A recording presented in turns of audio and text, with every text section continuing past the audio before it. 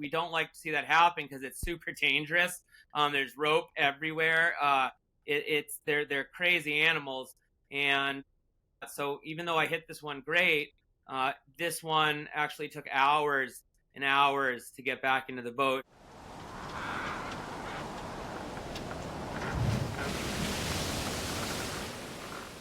I've been on the boat all day, so I'm tired. But I think I think it's good. You've built a good, I'd say a good brand, and it's it's funny how how the internet works, but it's like, it's like, you got great pictures. Like, it's like, obviously I like that you posted some of my stuff, but the ones you're doing, it's like a lot of like the compilation kind of Instagrams aren't very good. Yeah. You guys have done a good job with it, and it's are you? You're younger than I wasn't sure what to expect, but how old are you? 37. I'm 43, so we're pretty close. But it's We're close, mate. We're close. Yeah, no, it's and it's so it's great. It's like how like, so what is the are you happy with how things are going with it? Yeah. So honestly, I can't take full credit for everything because a lot of the stuff we put up gets sent into us. So they send it in with a story, and then we share it and collaborate it, which is a part of, I guess, where we're different is we do collaborate. We don't just put their name way down the bottom. We always try and but give as much exposure. You pick good ones though, like like the Kraken guys. They're good friends of mine. Oh, they're great. They're right the harbor right over here. So both Sam, who owns it, he's in the merchant marine, so he works on a salvage tug. He's month on, month off. It's like he's married, just got married, wants to have kids. Serious, trying to, a lot of the guys eventually do something like, either work, do the tugboats, which in our country, it's probably same there. It's either like 3 weeks on, 3 weeks off, or you do like a month on, month off. And so he's doing that. Yep. So he has a guy, Wes, who's like 24, and he's a great kid. We have a lot of kids in that generation, say like, 18, 19 to like 20 something, 25, 26, like that group of people is great. But both the captains are on that boat are great. And, I think that I've seen some other ones. But yeah, it's also, you're picking the right people. But the Kraken guys, if you ever do a world tour, we'll get you out. They're right over here, like 12 miles, their harbor. So, oh, no way. Yeah. They're in New Hampshire, which has only about 10 miles of coastline in like 2 or 3 harbors. I have a couple of friends. They don't post much, but there's a lot of good tuna fishermen around here. A lot of what we have is lobstering. Right. We have like the classic red, cooked lobster. It's, and then, I don't know if you guys call it Maine lobster, or it's not like the ones that you catch in tropical waters. It's got big, almost looks like a scorpion. It's like kind of like really just big claws, and it's like the classic, but it's like the huge fishery in my state, which is Maine, which is the last state on the East Coast. So it goes Maine, New Hampshire, Massachusetts, and then you got Rhode Island, and Connecticut, which Rhode Island's like the size of my phone, but actually has more fishermen in it than most of the other states. But around here, there's tuna and lobster, and so tuna has really gotten bigger, and there's lots and lots of tuna. So there's a lot of good guys right around here, and that Kraken guys are great. But and my goal this year is to get more video, and I think you're doing a good job picking good ones, and lots more fisheries than I do. So what a good one in a fishery is. Like some of the fish you show, it's like, I think I could guess that was a good one, but it's not always like a 900. And we look for it, and and again, this might end up in it. It's like, as harpooner. So I don't know. I mean, do you want me to just start talking? But yeah, man. Honestly, I think it's pretty good so far. Like, I'd hate to cut a lot of this out. So, I think we'll just keep going. But I've got a bunch of questions for you too. Yeah, we'll just keep running. So but yeah, so it's Chris Weiner. I'm 43 I'm from Massachusetts, which is, technically I was 15 miles north of Boston, but that's about an hour from here where I live in Maine. And so it's along the coast of the Gulf of Maine. So, north of most people, I don't know what everyone knows about. I'm sure there's a varied range because you have an international site. So it's, I'm sure people have no clue where Cape Cod is. Good education for everyone. Cape Cod. So it's the northeast tip of the United States. Maine is Maine is humongous. It's much bigger than Massachusetts. A pretty good sized state. Bigger population. Maine's historically been it's a very big state. It was pretty empty, not empty, but it's become trendy to move to the coast of Maine. So there's been a lot of people moving here from Texas and all over the country that, I don't know what causes all the human movements. We'll stick to fish, but it's still like, a huge, huge state with not a lot going on necessarily besides the coastline. So in our state, Maine, which I live in the very south, people would not even call this Maine from certain parts of Maine. We're like very southern Maine. It's about 150 miles straight to the east, to the far border of our state. And I think there's like a stat, like technically the coast of Maine, if you count every island and beach and every square foot of shorefront, it's some enormous number. It's like all the other states combined. It's not as big. I went to California and the West Coast enough, to know that California and those places out west are huge too. But on the East Coast, Maine is kind of known as like the northern state full of trees and lakes and mountains, and it does have that, but it has great fishing. And then New Hampshire, which is the next state down, is it's a big state with lots of really big mountains. It's probably our most mountainous state in Northeast, the Appalachians, but it's got 10 miles coastline, and then next is Cape Cod or Massachusetts, which is like Gloucester. If you look at the old pictures from the when people came across from Europe and landed and started communities, Gloucester, which is about an hour, if you drove, about an hour and 20 minutes south of here in Maine, and by boat it's probably a couple hours. But Gloucester's like the classic old New England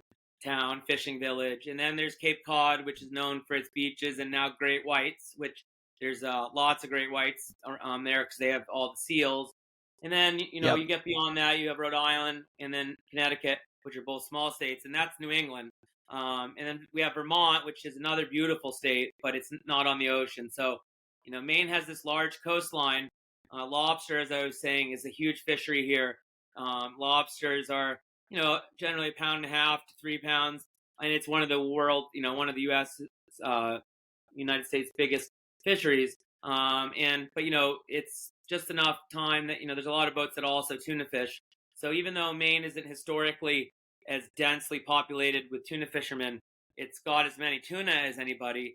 But as you go south of here, all the way down to Florida, it's like incrementally more and more boats and more people. And the bluefin that we target really, go everywhere. So it's in the last few years, we're the kind of the northern tip of it. Like I said, we still have parts of our coastline that are so big no one goes there. But as boats have gotten faster, we've got very nice center consoles now that have 4 engines that can go 80. People are starting to cover more, and it's amazing what we're learning in terms of how many places really do have the bluefin that we're looking for, and it's exploded. It really. And the way we capture them though is by harpoon, I should say, which just most people go rod and reel. I'd say of the United States fishery, 98% of it is, if not 99% of it, of the effort is rod and reel.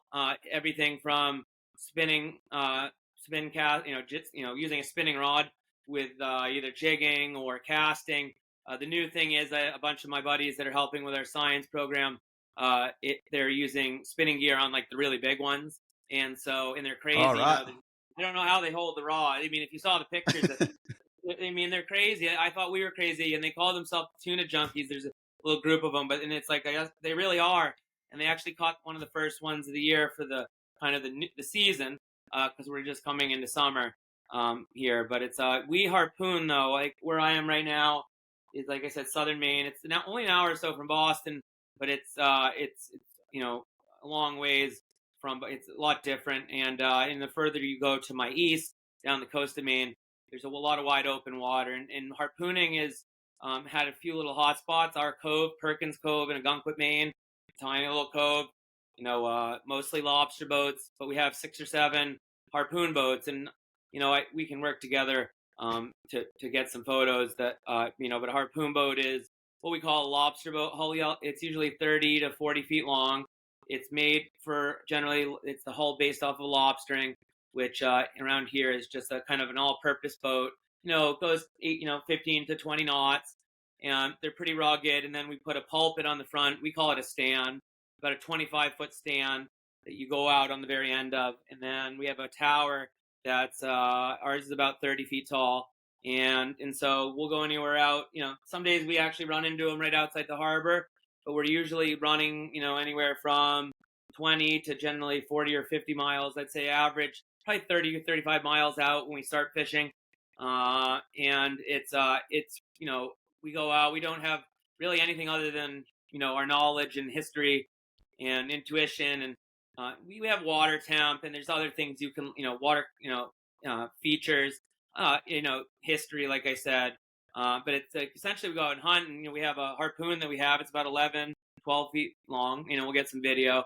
I'll work with you to get you that. But you basically look for them on the water, and we can get into more of the details. But then you sneak up behind them if everything goes well.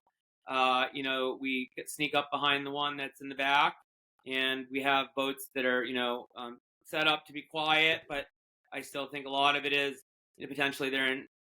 I think tuna are, whether they're focused on finding food or if they're, we actually had dinner. We had our geneticists in town the other day that we're starting a project with, and we had dinner at the end of the day, and everyone finally just got to have good chats, and some of our board members are some of the best hook fishermen there are, and they started talking about, them sleeping, they were calling it sleeping, but essentially talking about how tuna, I never thought about this. Here we are, we starting a nonprofit, but tuna disease, like you read about.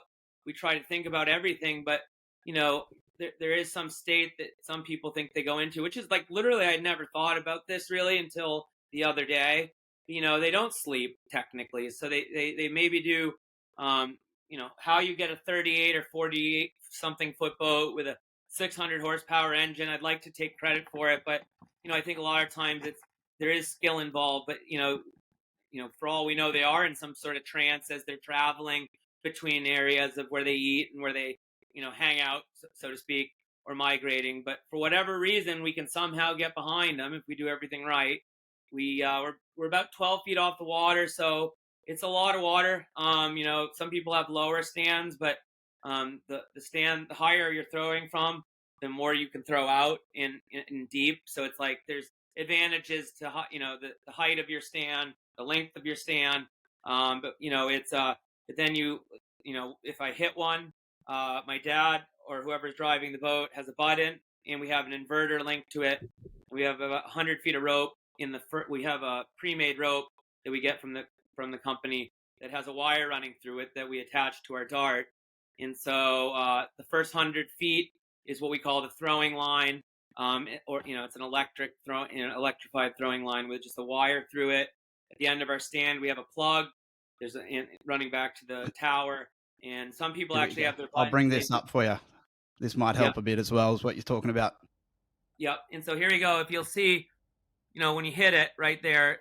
So what happened is the reason the fish acted like that is that thing I'm holding right there, the first 100 feet, which comes out of a bucket. So again, here you'll see like the first. Yeah, that's great. So right there, so if you pause that there, though, what's funny about this bunch? If my dad listens to this, might be the first time he knows it. But so the ones on the right here, so there's a couple things going on, like when you watch a video like this that you can see is, first of all, it's never as rough. It never looks rough, but it's like there's actually quite a roll going on. So we were going fast into the chop. So it's like you'll see, when you press play, it's like we're going directly into it, which actually helps. It might not be the ideal way, but you see how the one that's taking off, there's the one I hit, obviously. But just to the right of that, there's a little mark where the other one was. But if you watch the video all the way through, the reason I threw, that's kind of an early throw, and then we zap it. So there's this rope I'm holding has wire in it. But if you press pause here, you're not going to probably see it, but there's actually 8 more fish to my left, and they're staggered back to the left. So that these 2 on the right here, there's 2 that are making little, what we call wakes. Like they're just like making a little bow wake. And, so anyways. This one could help a bit better with what you're saying. Yeah, so this is a more classic bunch. See, and so again, if you'll see there's a slight difference here. This is a great day. This is one of the days we can talk about, but just to get people an idea. So if you look Yep. here, this is a stand, obviously, and this is coming from our tower. It's a pretty tall tower and a long stand, so it's a long distance. Some boats, it would seem like you could reach out and touch the guy from the tower, but ours is a combination that makes it look much further. And so on the right side here, we've got two rigs on either side that are cables, guy wires we call them, that hold the stand. And then on the right side, on the top one, you'll see a rope. That's just rope. That if you come down onto the deck, there's about 600.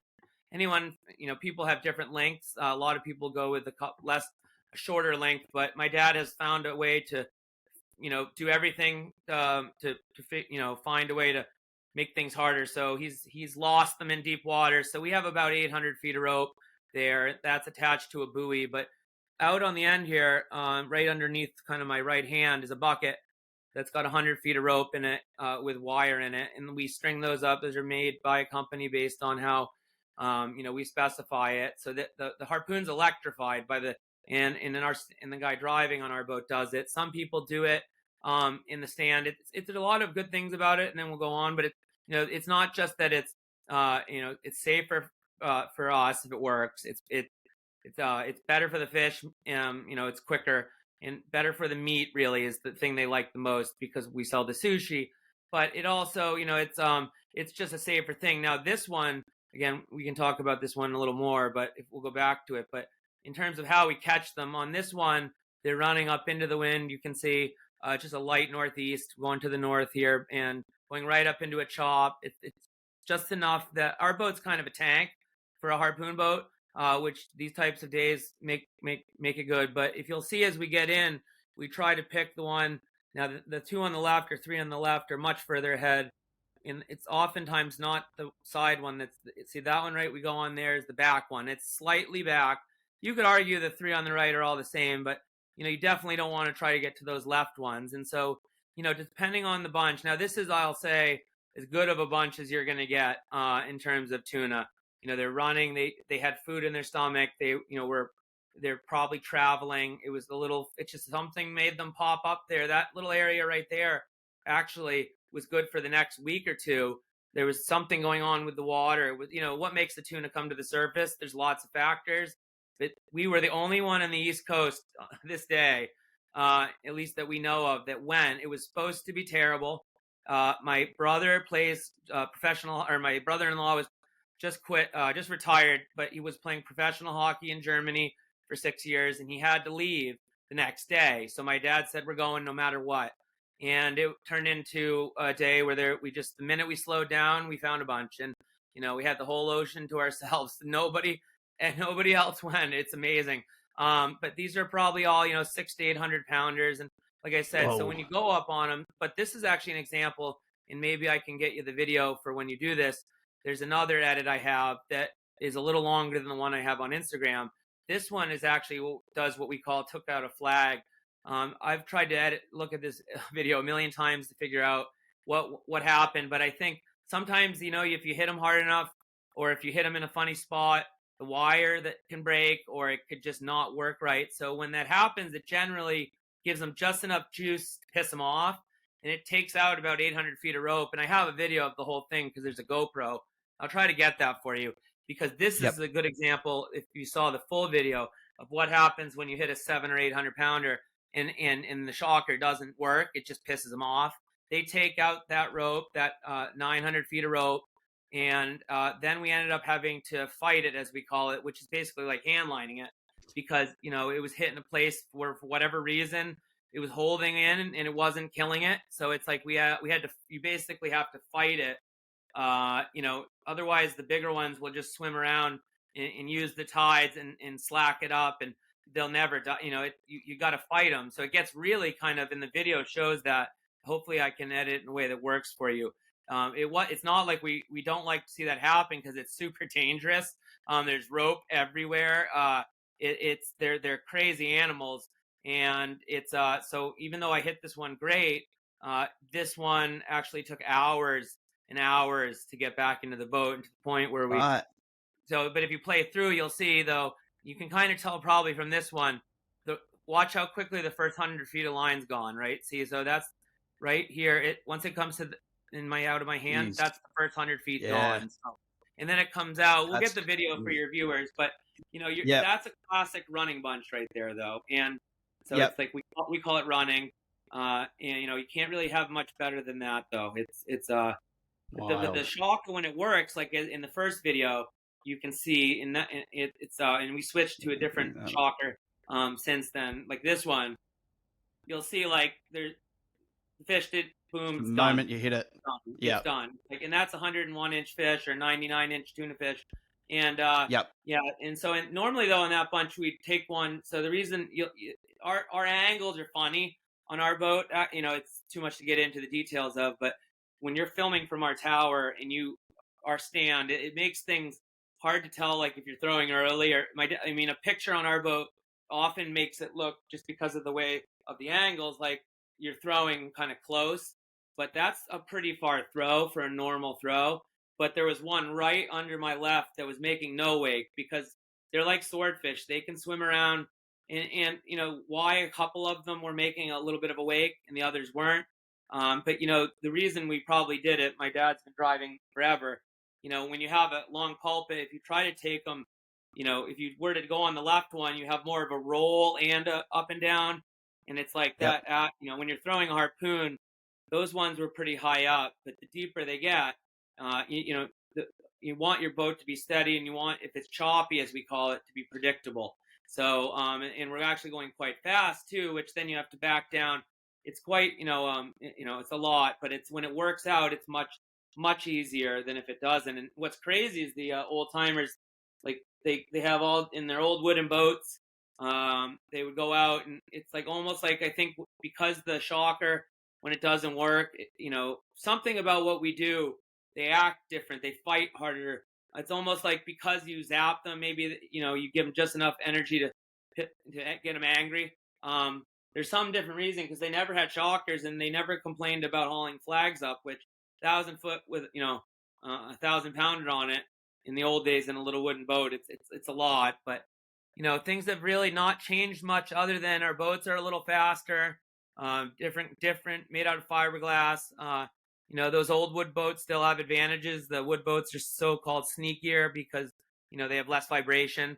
But we go further. We have bigger engines. So, but really, harpooning is not much different. The only technology change, really, other than the shocker, is like I said, it's they went from wooden harpoons to metal harpoons, which it's nice, because the wooden harpoon, if it's a deep one. But the real hard part about harpooning, I would say, which it's hard to get in a video, and I can show you I'll get you some pictures that will hopefully highlight it, is when they're deeper, the refraction that we have to deal with, they're not where they are. So a 10-foot deep one is not where it looks. So I have a few pictures that might show you that, but it's like, if you put a straw in water, if you look at it, it bends out. So it's like, if you see it, like, let's say if you have a really deep one, just use a basic example.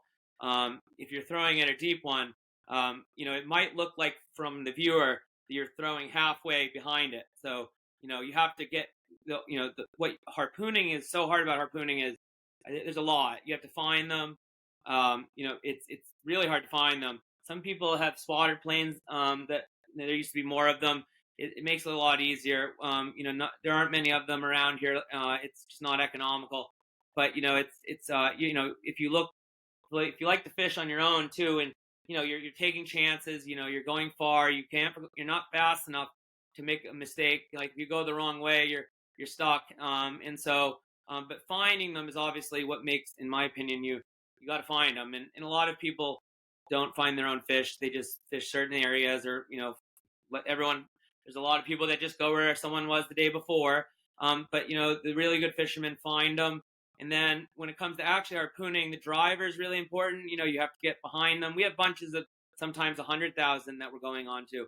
There was one bunch we had once that was 9 miles wide, measured by one of our friends who was flying in the area. And he's very technical, and he measured it with a GPS at 9 miles. I'll never forget that day. Yeah. So it's like you have bunches those ones there are about as straightforward as they get, though. They have all kinds of behaviors. And the worst is when they're what we call milling, which is when they're in a place it seems like they're happy where they're at, so they start dipsy doodling, and one will be going this way, one will go that way, one will be diving, one will stick its fin out, and eventually if it's not the right conditions, it gets too calm, they just mess with you. They let you get close enough just to see them, and then they swim underneath the boat and come up. So there's a lot of variables, but it's pretty ancient, and like I said, we don't it's hunting as much as it is fishing, but it's it's a pretty cool thing that we have here, and it's pretty unique. So, but those videos are a good Definitely. example if it goes right. And we did get Yep. both of those, but we did get both of them, but it's the things we see are pretty cool, but it's there's so much to harpooning, though. I mean, it's your engine, the rigging of the boat. It's kind of we call tuna a disease, but in hooking is the same way. I mean, I like I said, I ate dinner with the hook guys the other day, and they have some tricks that they use, and it's the same disease. It's why our boat's in a category. It's called the harpoon category, and we're not even allowed to use a rod, because if I was, I'd probably never go home. But it's a pretty cool thing we have there, and there's really only a few harbors in all of New England, and Chatham, Cape Cod, for example, which is one of the bigger towns on Cape Cod in Massachusetts. There's harpooners, but it's gotten a little bigger, but there's still only like 50 or 60 that do this, and there's 10,000 or that tens of thousands of permit holders that use rod and reel. So Yep. it's a pretty unique thing. Definitely. Yeah, we ran through a lot there. You answered a lot of my questions, which is good. Saved me some voice.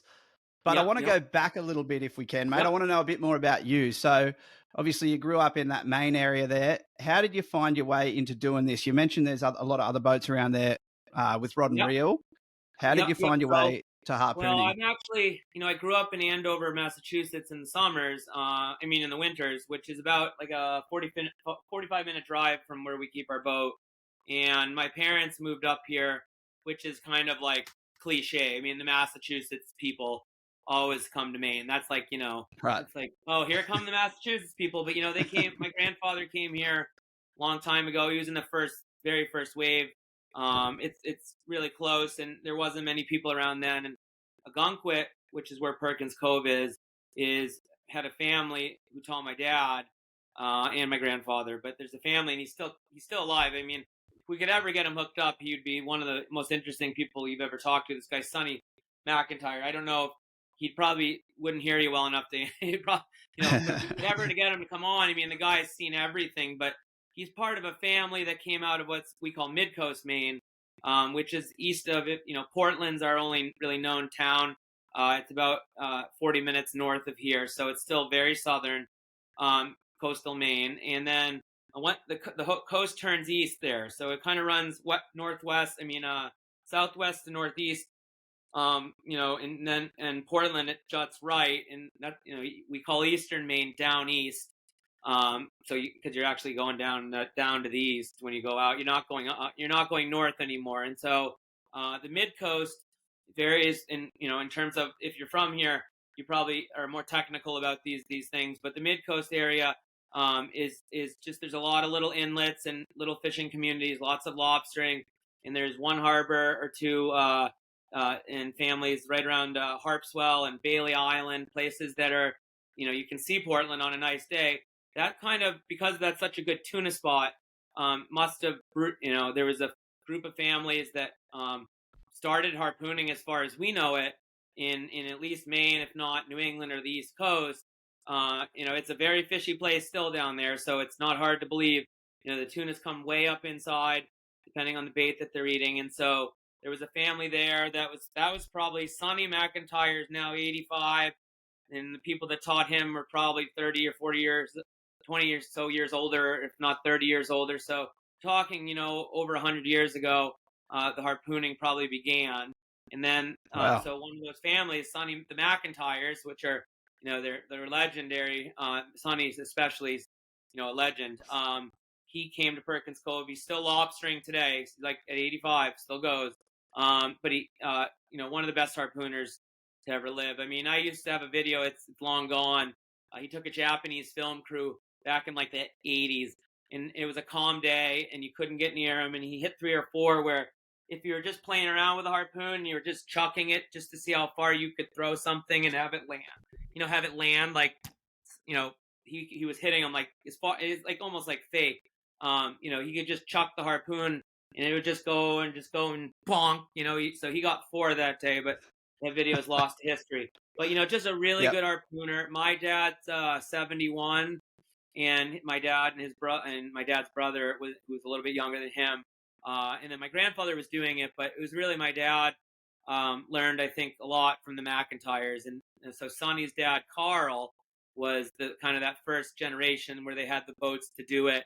All legends, and it's all kind of connected to the ports that are a little east of here. And so I just happened to grow up. My grandfather came up here in the 60s, 50s, 60s, and just happened to buy a home near a harbor that had a history of this. And my dad and my uncle got into it much, much more aggressively than him. My grandfather was the one that got the first boat.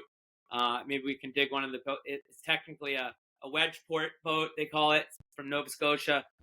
They had to go to Canada to find the right boat because they didn't even have the right boats for that then.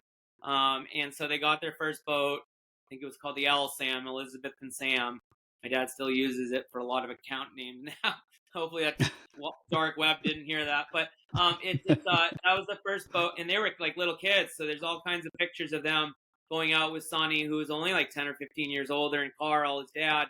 And there's just kids all over the boats, these little wooden boats, little tiny towers, just a basic piece of metal, and they just a boat full of tuna. And, so my dad grew up around that. My uncle grew up around that.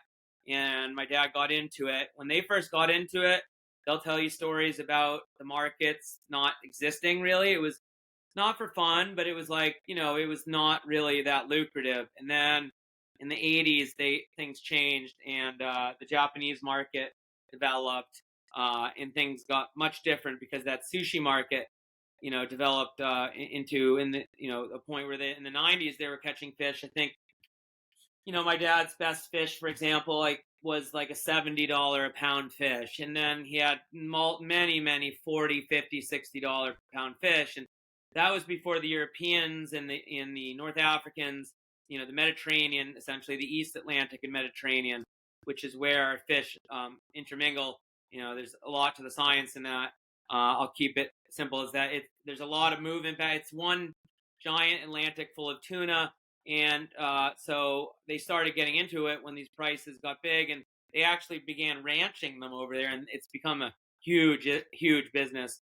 They have all the quota. It's kind of frustrating how it's set up, but it is what it is. But they have ranches, and they feed them, and they catch them with. It's kind of what happens in Australia with southern bluefin. I think they get them in a pursing, and they can transfer them slowly. But essentially, the whole world market blew up, and so the prices have never, despite what the show Wicked Tuna, which is a popular show around here on TV, despite what they say, everywhere. It's not like the old days where, first of all, the buyer doesn't tell you what you got at the dock, and none of the fish are getting $25 a pound.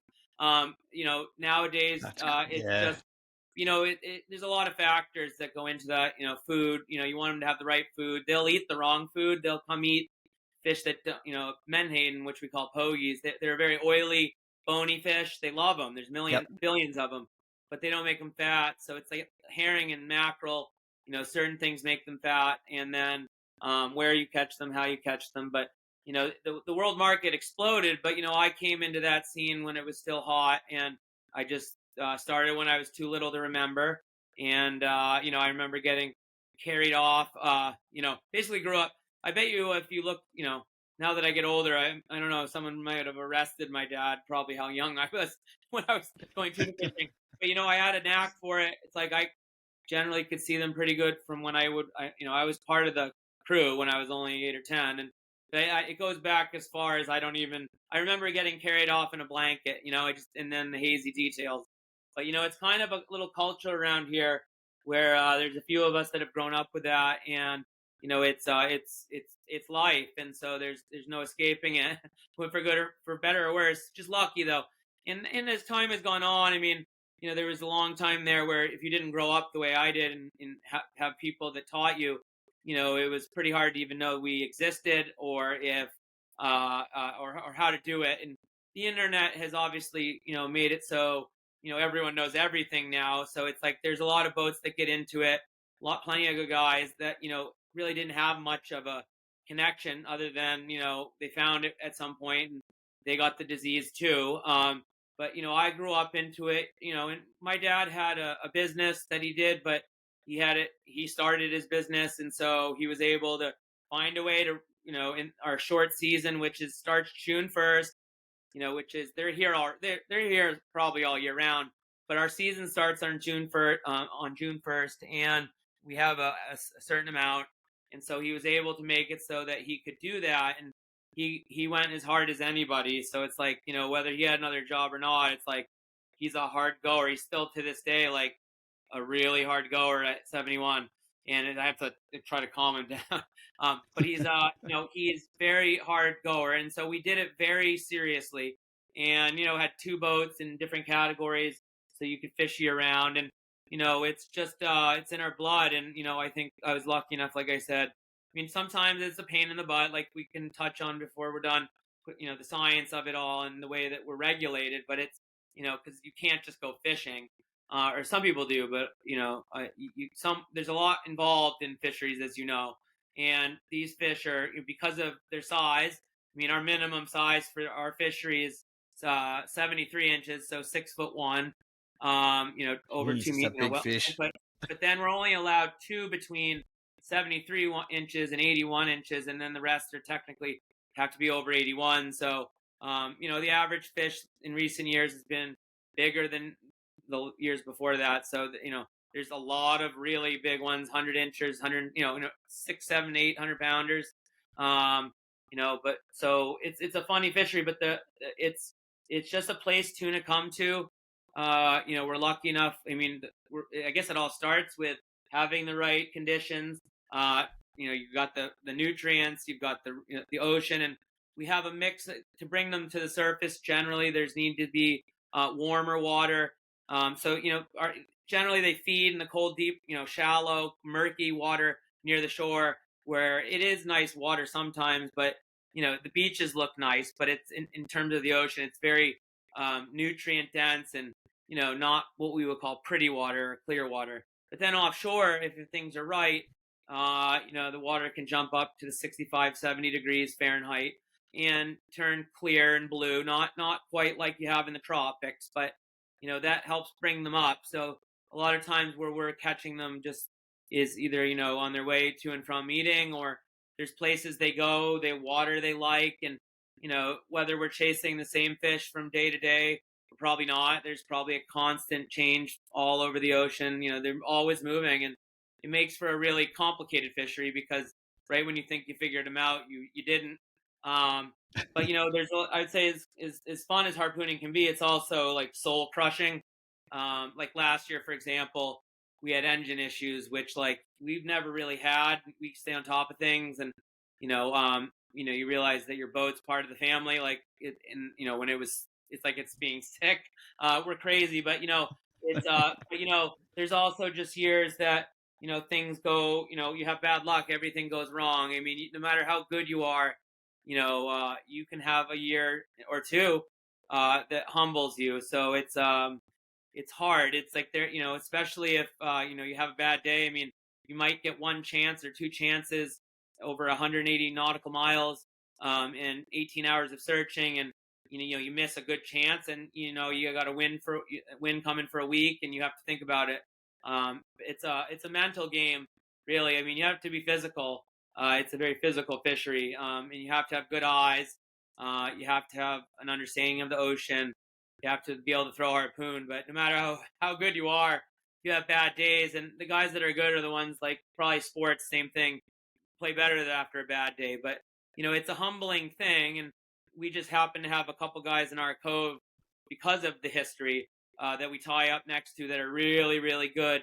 And so there's, if you have a bad day, a lot of times you know it because everyone else didn't, and so it keeps you on your toes though, but it's a very competitive fishery, and we have competition within ourselves, and competition with other parts of New England, specifically Cape Cod, which is another hot spot for harpooning. And but the bottom line is it's very, every fishery is mental.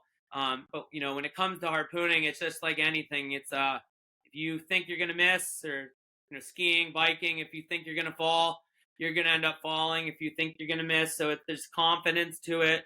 There's experience. I mean, you got to miss. Everyone always asks, how do you get good at it?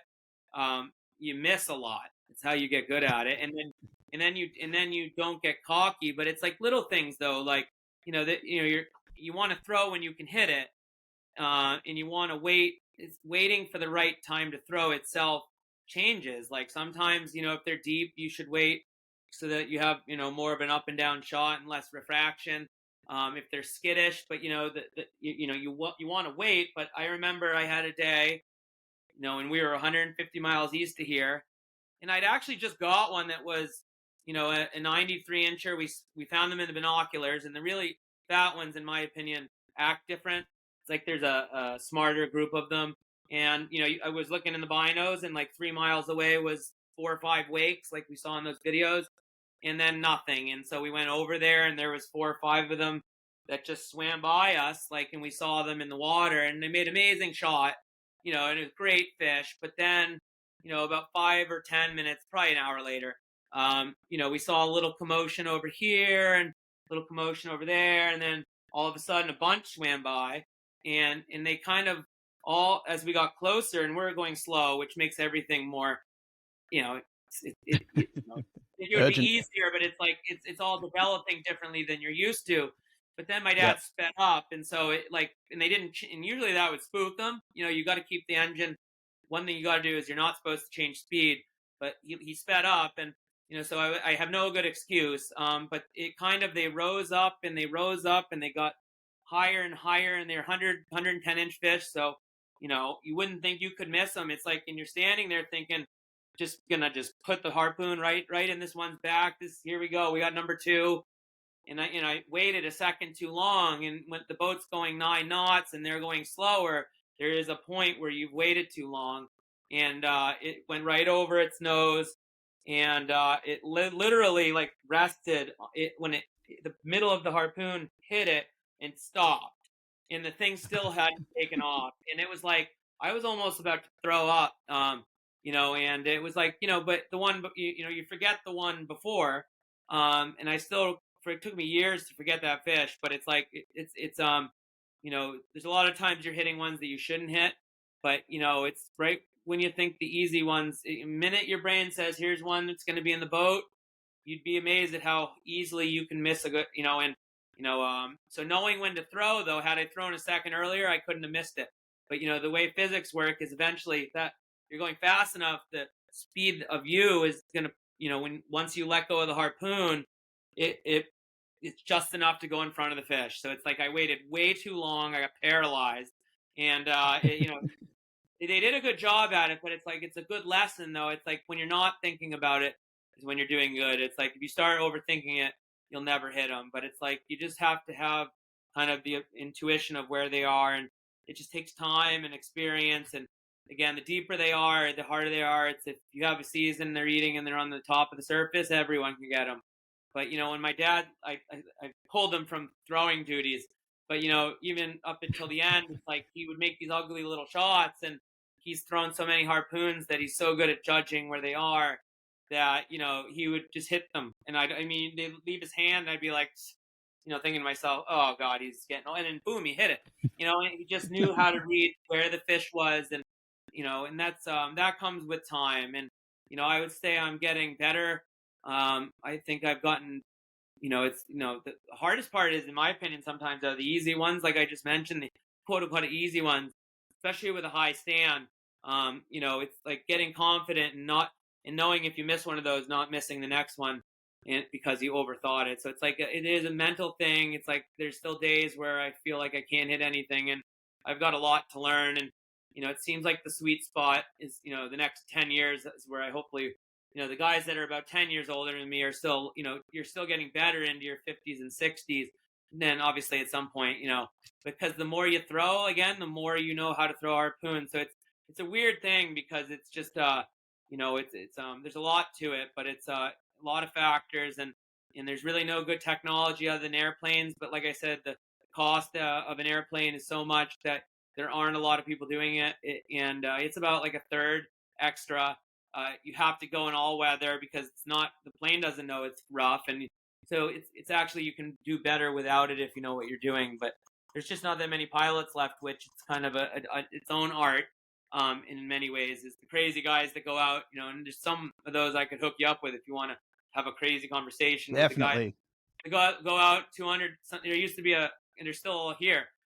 There's the one guy, Wayne Davis. But they would fly from here over to Canada, go sword fishing on the on George's Bank, and then fly home. And it's like in a canvas, these little Piper Cub canvas airplanes with extra fuel tanks, and using the lowest speed possible. And it's really cool. I mean, there was a lot of tension at times over the plane issue because it does make it so the catch rates go way up because they can't hide. Yep. But there's an art to it, keeping out of the glare. The really good guys, can do things like, whereas if you and I tried to do it, we'd do a big circle. Half the circle. We had a plane once because everyone had one, but they hadn't flown that much. And he'd be like, all right, they're in the glare. And then like 30 seconds later, like, all right, I got him again. The really good guys can fly in weird figure eights that they never lose the fish. And it's an art to find them, put a boat on them. So it's, even though there's a lot of fighting over the years, it's still very hard. And you couldn't pay me to go up offshore in one of those little planes. But those guys do it, and they do it with, a lot of safety. So I'll hook you up with some of them. There's really some good ones. Definitely.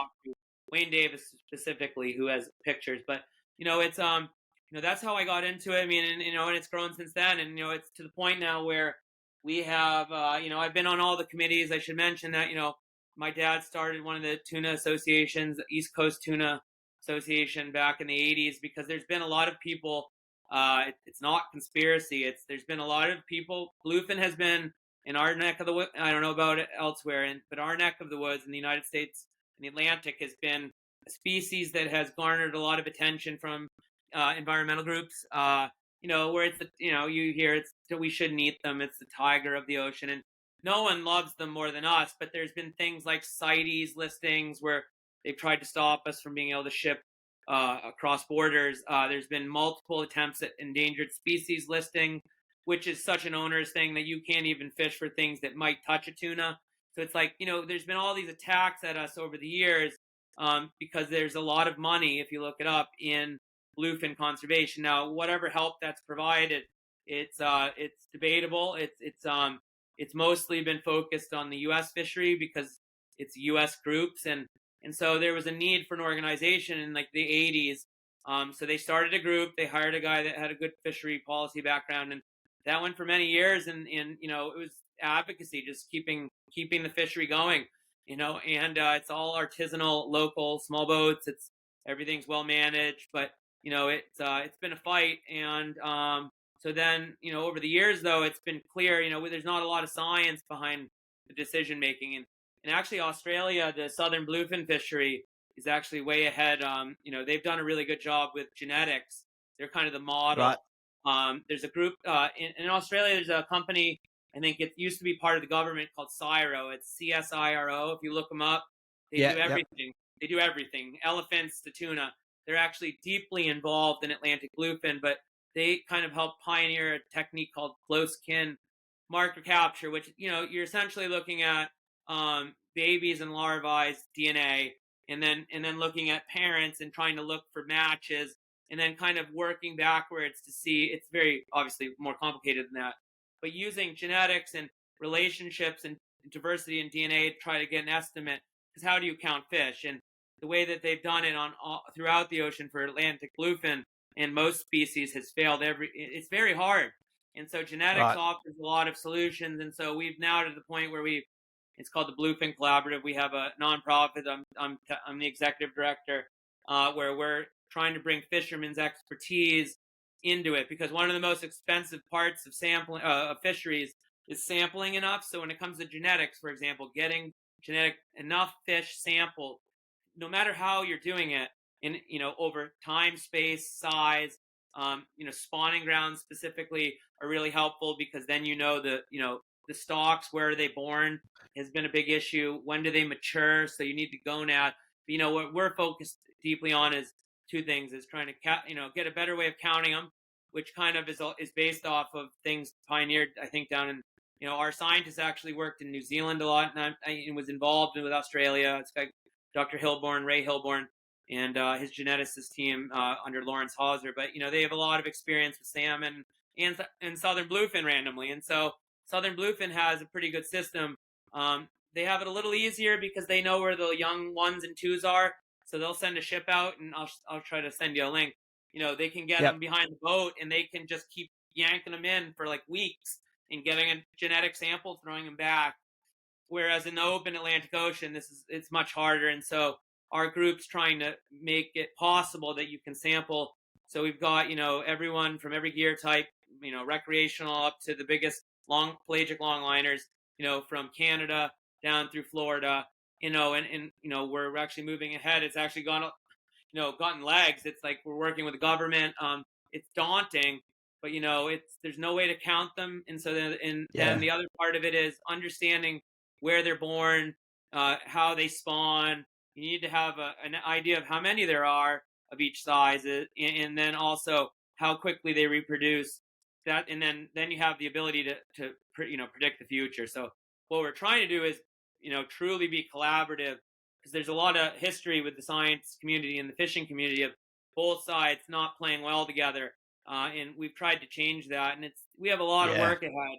But it's like, that's how crazy we are. It's like, so the rest of the year, we're running that's going on all year.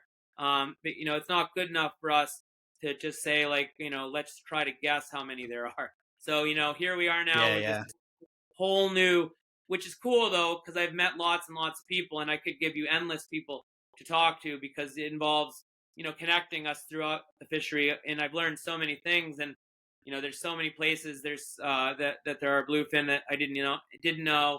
There's people doing it.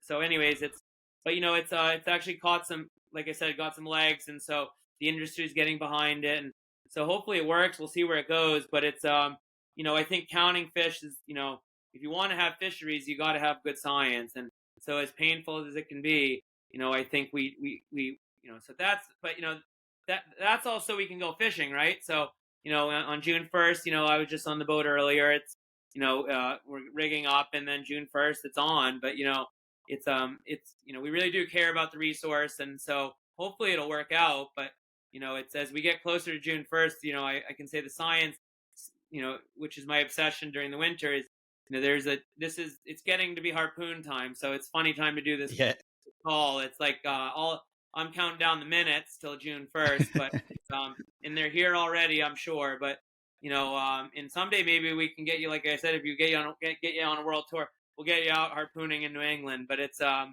do want to talk about that. What's that? Yeah, we should do. I do want to talk about that. Yeah, you should come out here. It's like, and the beauty of it, if you come here, is that there's always fish somewhere, as I've learned the last 3 years working on this group. Like the area south of New England, like off of New York, off New York City, just right off New York. Last year, last 2 years, that's the hot spot. I didn't know anyone really from that region until last year, so I didn't know, you didn't know what was going on. And so, we have a really good community. So it's like, if you come ever visit the East Coast of the U.S., it's like we always know where they are somewhere, and we can always find a way to get you out with somebody. But it's a pretty big fishery, and it's getting bigger, and it's right now we're hoping that there's herring out here. I mean, what we look for when we go out on the first day is we want to see cold water, whales, birds, and it's the right setup. And it's been a cold winter, lots of snow melt helps keep the water cold as the year warms up. And so it used to be that it's been a little warmer most years for the last 10 years, but this year was a cold one. But my guess is their patterns won't be much different, and so we're just praying that when we go out there, they'll be there. But we've had Junes where we caught, I think, 30 in the first few weeks. And then we have Junes where we don't see them until the end of June or early July. And so you never really know what you're going to get. And, hopefully it's a good year. But there's been a lot of tuna, a lot of big tuna, and they're already being caught not far south of us. And so it could be good. We have some pretty amazing things we have out here. I mean, I'll just tell you, there's one day, and I don't have many videos of it, but that day I mentioned, I mean, when you picture a 9-mile wide bunch, that was about 80 miles out.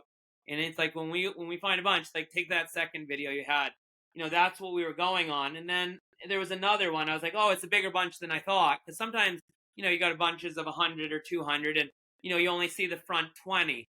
There was another bunch of 7, another bunch of 8.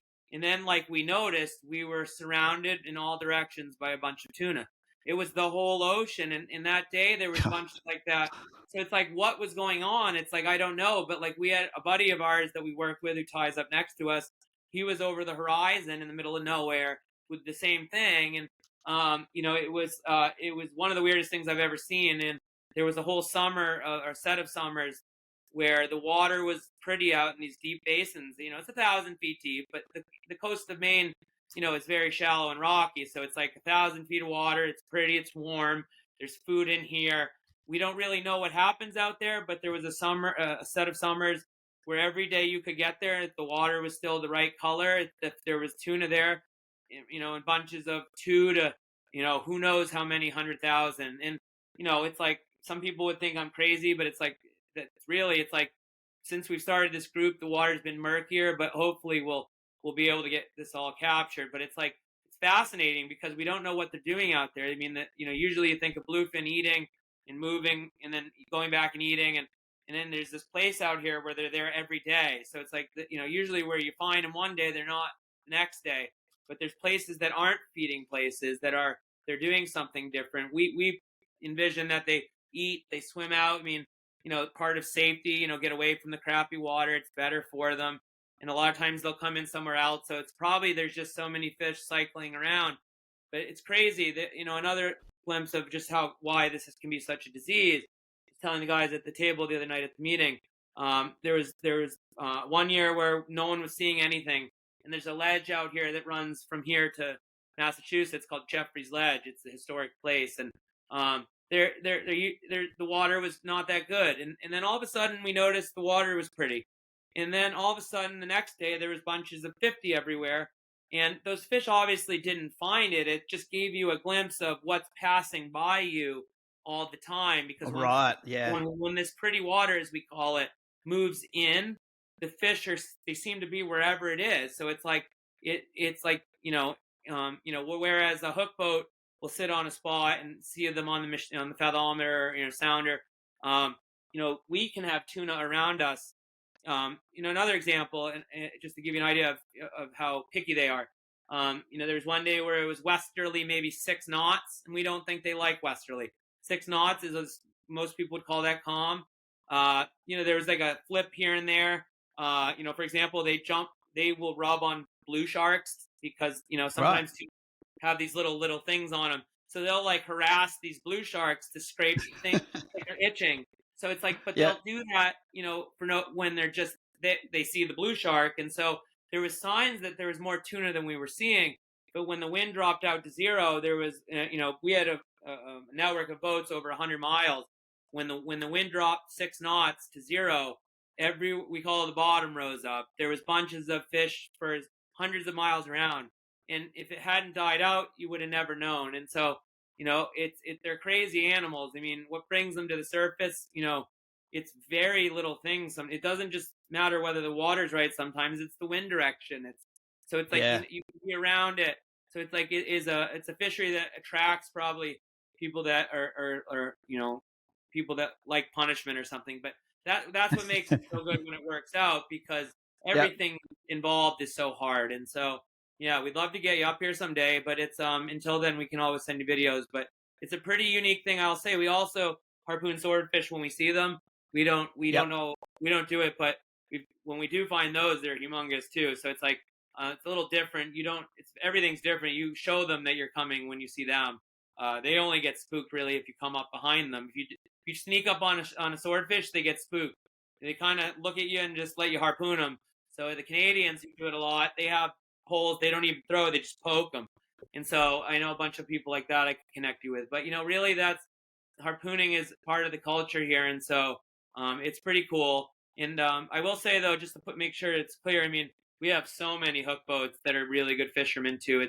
Which some of those guys like Sam I was mentioning, and people in his harbor. It's like there's a lot of good tuna expertise here.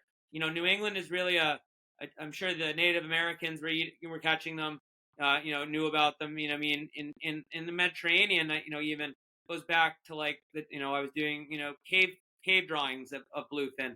So at one point Oh they were wow. in. Yeah, actually, I think it's in Sicily. They have it's like 10,000 years old cave drawings of bluefin tuna. So it's Shit. yeah, it's like the old. It's actually I had to make a slide deck recently, and I found that scientists do refer to it as the world's like original commercial fishery. Now, probably that's coming from Eurocentric. For all I know, China has a fishery, or Australia was doing something. But in this neck of the woods, it was the first, in the Mediterranean, like the first big real fishery. And so there's a lot of history on both sides of the Atlantic, and it just speaks to how close they can come to shore. One of the weirdest things Yeah. that we've learned over time is that often the biggest ones are coming in the closest. I mean, I don't know why, but and we have a lot of big ones right now, so it's made for a lot of fish being caught. So we'll see where this goes, but it's like I said, if I don't know if you have more questions or if this has gone well, but I do, mate. Got a couple more. So you mentioned that world tour there. So it's funny enough you mentioned that because I've just booked a trip to Mexico a little bit later in the year to go out with marlers. I don't know if you've seen them catching the yep, giant yellowfin. yep, yep, So we've just made the call to start doing these trips because obviously we get to meet a lot of guys like yourself and yep, marlers we've had a good relationship with for a very long time. So we're yep, going to actually yep. start doing that, taking people Yeah, up no, on and it. it's like But no, I was gonna say like what's cool also is that so not only do we do it, but we also have some friends in Nova Scotia, which is the first province of Canada, right across. It's actually not far from where we fish down in Maine. It's yep, right up here, 100 miles.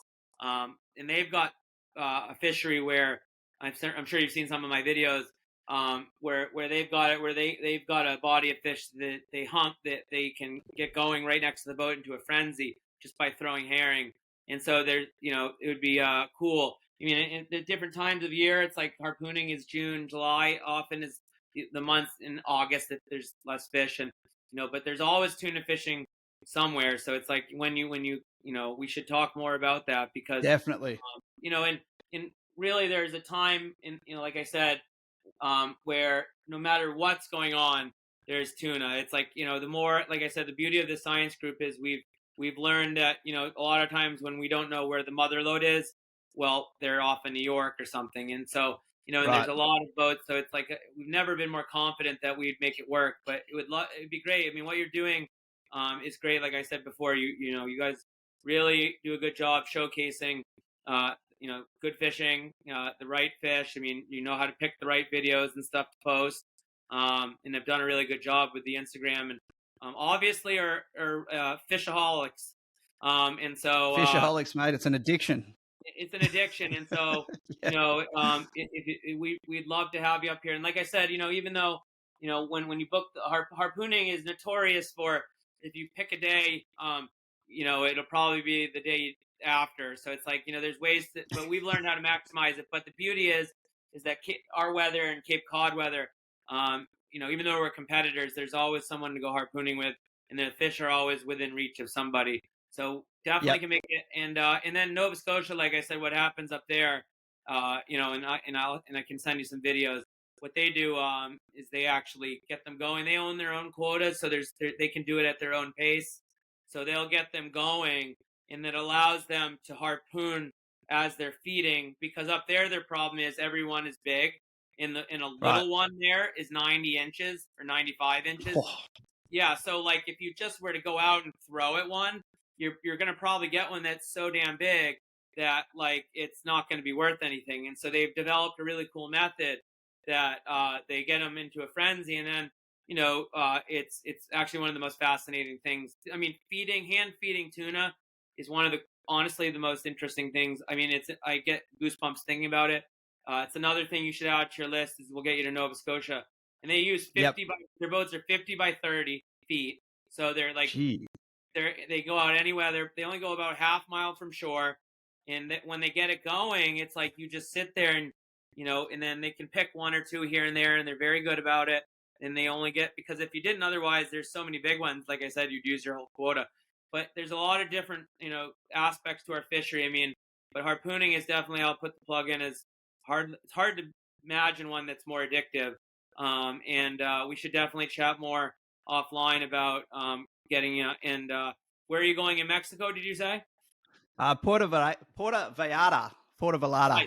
Nice, So, nice. never been there before. Never been that side of the world before. No, I haven't either. But we do go to. We actually just got home from one of our board members. He's a really good bluefin fisherman. He actually comes here and then does the Nova Scotia thing. Is Anthony Mandillo out of Isla Mujeres, which is off of Cancun.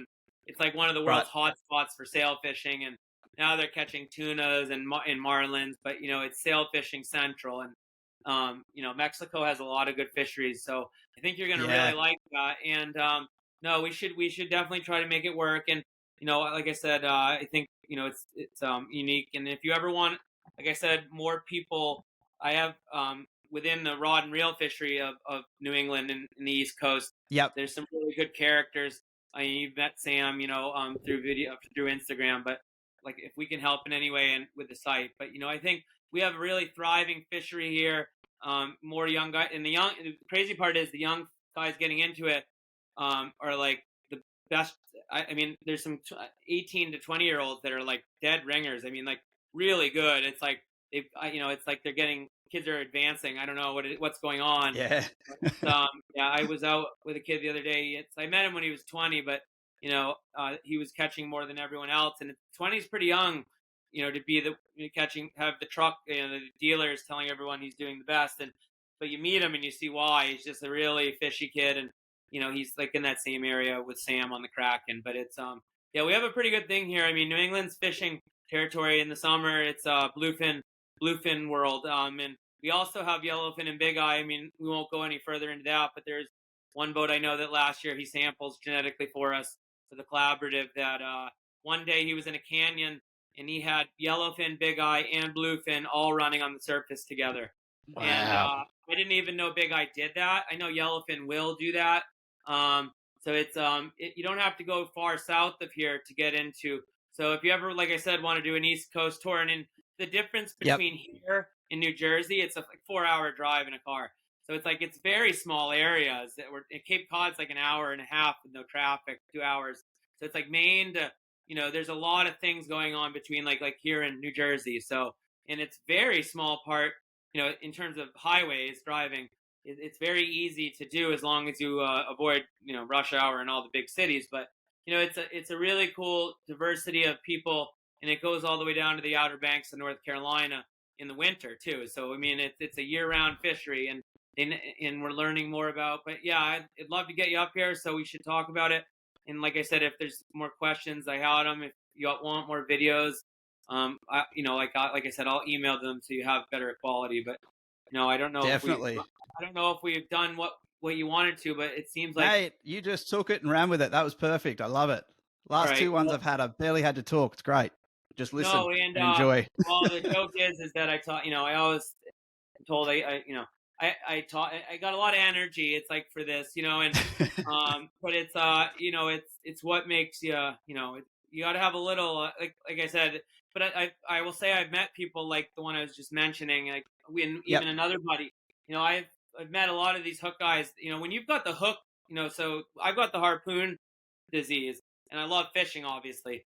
But when you're a hook fisherman, the expanse of your disease is crazy because there's so many other things you can catch. I had friends that were talking about there's this little brook behind their like business where there's like world class trout and it's like it's somewhere near Boston. It's like but who would have thought they'd even go look for that? Or I had a friend the other night. They were looking for shad, which are like a river.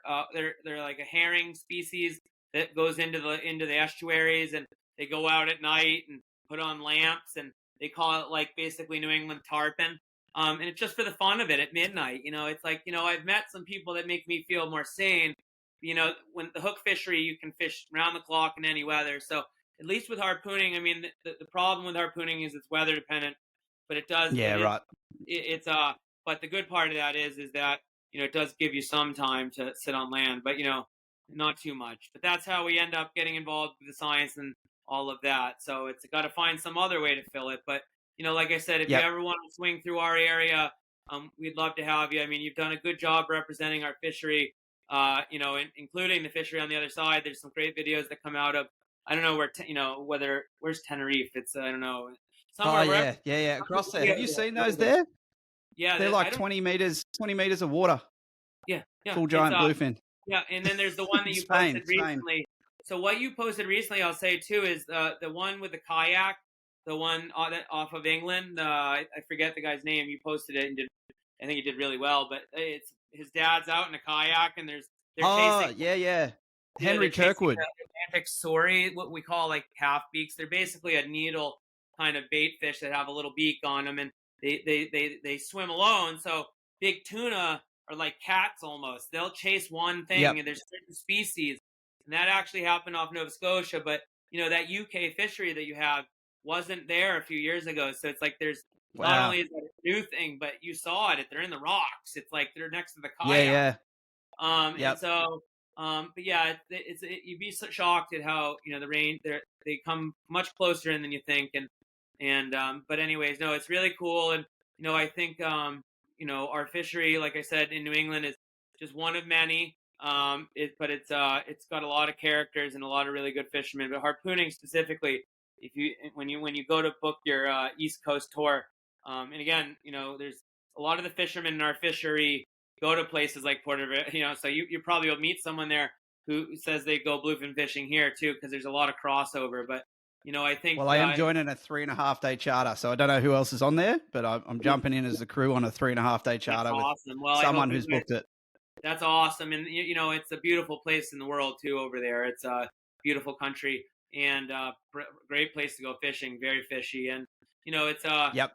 And then, but like, no, for sure. Let's, so unless you need, want more, it's like, I can talk, but it's, I think, if you see anything you need, after going through this, but it's like, we could go for forever, but I'll get you some videos. And what I'll say is though, like, if you really, I genuinely mean it, if you do want to, talk more, we should, at this point, probably close. It's hard, you never know with bluefin and harpooning our quota, we could catch it all in June, but if we were to set it up, we could find a way. And there's certain times June next year. Yeah, next year. So we should start June next year. Let's do that. You got to start talking about that now. But you could set up a pretty amazing bluefin tour. With what we have within about a couple hours, let alone 3 or 4 hours. So, anyways, but yeah, no, it's a really let's do it. Let's do Harpoon, it. And, rod and reel, and spin gear. Yeah. So one on each. Let's try that. I'll tell you that, and again, it's like the tuna junkies, and I asked them, and they have trademarked it, but they are already going hard. I think they only stopped in April. They went down, so the Outer Banks of North Carolina, which is like halfway down to Florida on the East Coast. So it's like probably 2/3 of the way down. It's technically the South. The Outer Banks is like it's a barrier beach, and it's like, so it's almost an island, and it juts out near the Gulf Stream, and there's fish there all year, and it's historically been some big boats from here will go, but a commercial fishery. But these crazy guys, my new friends from New Jersey and New York City, they chase them all winter, and it's winter there. They get snow. It's cold. You got to wear it's not, and they chase them all year. They just stopped. They posted striped bass fishing for a couple weeks, and then the next thing you know, it's like they got the 74-inch tuna the other day, and they're back at it. Wow. And like I said, it's called run and gun here, where you see them and you chase them. But historically, that's been, you're doing that on smaller fish. These guys are doing it on the bigger fish, on surface poppers. And so if I connect love that. Them, that's actually probably let's do it. And they actually have great videos. So after this, I'll send you a message. This kid Billy Hayes is kind of, I'd say, the ringleader or the gang leader. And then he's got a father-son duo, and then there's, like I said, New York City down to like mid New Jersey. There's a whole crew down there that are tuna junkies, and I told them yesterday, you guys really are junkies. I hope you trademarked it, and they did. So, but yeah, Yeah, that good. top water, they were doing it all winter. I mean, they literally they got the disease worse than I do.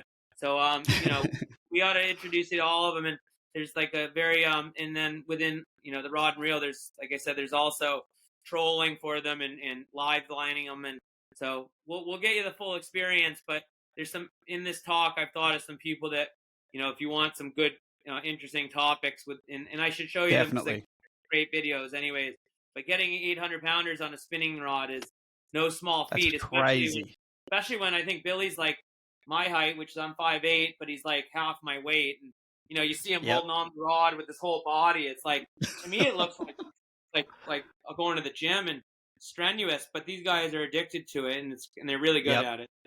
So anyways, Good. that's just a snippet of it. It's quite a culture here, and bluefin is a big deal. And so, some point, let's make sure we get you up here. Yeah, definitely. No, that sounds great, mate. It's a pleasure meeting you. All these bluefin guys like Henry Kirkwood I mentioned before. It's like my absolute privilege to be able to talk to and meet all you guys. Yeah, and yeah, that was crazy for that. Yeah, no, that's crazy. Oh, mate, he's one of the best. Yeah, I'm stoked you let us share it. Those were amazing, and I think there's some people I'll think of after this too, but I've already got a few in mind. But yeah, that stuff was crazy. I mean, that footage that's some of that is the craziest. They were doing that in Nova Scotia. So after I left Nova Scotia this year, I had to go to Colorado for like a random wedding, and I'm not like a jet setter. It's like that was just like my only 2 trips back to back, and so I had to leave Nova Scotia, or else I probably wouldn't have. This was in like the end of September. Right after I left, that same exact scene was happening. It was the Atlantic Suri, I think we call them. They're just like like a needlefish with a beak, and the tuna love to chase them. And so there's pictures of my friends. One of the guys, if you look him up, it's Vicious Cycle on Instagram. He's a tuna fisherman out of Hawaii. He's also got a great Instagram account. You should look him up. It's Vicious Cycle or Vicious Cycle Fishing. He's actually from here, but he moved out there. It's by Kenton, and it's he was there for it, and he got some really good. If you haven't seen his Instagram, you should look it up. It's one of the best. I will. But he's he got some great footage of the exact same thing. But to get your dad in a kayak on the rocks and have the that's amazing, because and it's also amazing that tuna that big come that close to the rocks, and it kind of changes your perspective. But I think you can see he's how incredible, and that's not the whole footage either, by the way. That was only a snippet of his footage. Yeah, he's got a whole lot more. Yeah, I can only imagine. Give him credit. That's hard to be in the right place at the right time, and to do it from shore, and then to have a dad crazy enough to kayak out into it. Oh yeah, perspective is that's great. Yeah. And, I'll leave you with that though. But but that's why we and again that's why we've been pushed into this world of genetics. It's that's a place that UK is now trying to become a tuna fishery, but because they've never had it like that, they don't have a historical quota, and so it's like there's something going on with bluefin, and who knows what it is, but they're in places that they never were, and which is a good thing. It's like it might make for headaches when you have a limited amount of quota, but it's better to have more fish than less, and so but they're showing up everywhere, and it's like they don't even have we'll see where things go. But yeah, that's one of the greatest, I'm sure he has more footage, but to be able to capture that, like I said, was amazing. But I think we could show you some things, and if you were ready for it in Nova Scotia, like one of the days, like last year, I posted a few of those videos where every fish that was feeding followed us all the way home. And they do that a lot. Yeah, and then they do some weird things, I'll tell you. It's like you can just hand feed them, and it's really cool. But yeah, to catch it naturally is obviously the hardest thing to do. So anyways, hopefully we'll help get you the bluefin fever too, and or the Atlantic bluefin tuna fever. And I hope you have a good trip to Mexico. And really, honestly, we New England will welcome, or New England and the East Coast welcomes you. So and I'll send you some Appreciate ideas that. to help fill some podcasts and get some good footage. I'll send you them right after I get off of this, a couple, but hopefully that worked out. Definitely. Great to talk to you. It did, mate. Like I said, there's a lot of fishing Instagram accounts, and you guys obviously, you you do it really well, and so I hope you guys keep blowing up, and you know how to pick the right footage, and obviously you know what the people want, and so who knows where it'll go, but you're off to a good start. So We're just having fun with it, mate. We're just having a good time. So it's working out well.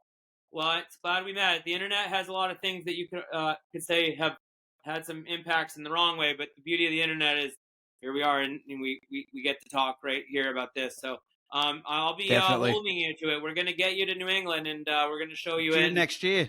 Make sure you talk. Let's do it. Let's do it. And so, all right. Well, as long as that's, I think you probably got enough there and then some. Definitely. I'll just wrap it up. But anyone else who does want to get involved in the podcast, jump on our Instagram broadcast channel, because I always announce the guests prior to. So if you do have any questions for them, but Chris, I tell you, you're a legend, mate. I appreciate it. I'm going to wrap up with this video here, which is just give people a bit of an idea of how big these bluefin are that we're actually talking about. So you're a legend. I appreciate it. You're welcome back on anytime, mate. And we're going to have to do this again for sure. Yeah. Look at the size of that thing. This is my butter tanner. This was this was in a bay that is if you saw where this was, there's rocks. It's like so close to land, it's unbelievable. But this one I would have, that's a big seal though. So in terms of seals, that's as big as they get. And when they make, you can tell just how big that's 120 inches at least. So that's an enormous animal. It's enormous and that's curve length, but it's like the size of that is unbelievable. And you can see why we're all so addicted. And that's also the view. Oh yeah. That's the view we have. I'll tell you though, the one I told you I missed earlier, that's what it looked like. And you would think you could never miss that. Let me tell you, you can. I have. So, I bet I can miss it. I've missed them a couple times. And it's actually, so you wouldn't think you could miss that, but we call that a coma. I don't know why the term, but it's when they make whitewater like that, you got to have nerves of steel, because it's they're going to be a quote unquote easy shot. So, but yeah, that shows you what drones can do, and we'll see where that goes. I'm not good at that, but I'm going to hopefully get better. So, anyways, that's a big one, and there's like a rock line right in front of that fish. It's crazy. If you saw where that was, you'd be like, whoa. Down East Maine too. So, anyways. Appreciate it, Chris. And like I said, I hope we can make some things work out. And good luck with the site or the brand. And you guys are doing a good job. And you clearly love fishing and do a good job representing it. So keep it up. Thanks, mate. You're a legend. I appreciate it. We'll have to do it again. All right.